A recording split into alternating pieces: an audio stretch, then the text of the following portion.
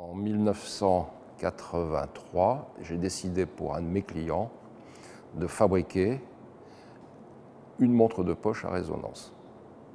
J'ai travaillé 2 ans dessus et j'ai dû abandonner parce qu'elle ne marchait pas bien, probablement dû à mon manque d'expérience de l'époque. Mais j'ai dit qu'un jour je reprendrai ces travaux.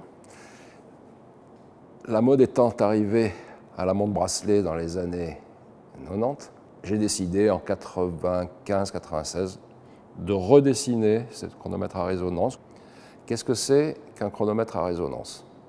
Si on prend une montre traditionnelle et qu'on écoute le tic-tac, le tic-tac est une énergie qui part de la montre et qui fait vibrer mon tympan. C'est une résonance. C'est de l'acoustique. Le tympan vibre parce qu'il y a un apport d'énergie.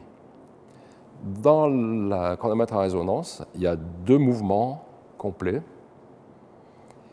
qui se transmettent l'un à l'autre l'énergie, et s'ils sont réglés dans un spectre de minimum moins de 5 secondes dans toutes les positions par jour, les balanciers rentrent en sympathie.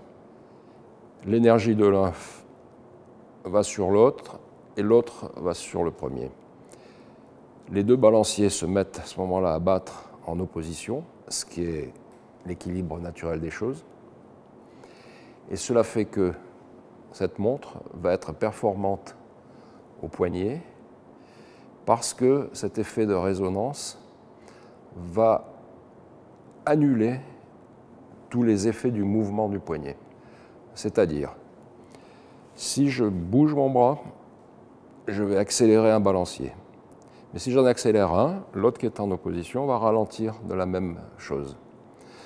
Mais comme l'énergie qui se renvoie vont les faire revenir en synchronisation, la perturbation qui a eu lieu est tout à fait annulée. C'est le principe du chronomètre à résonance.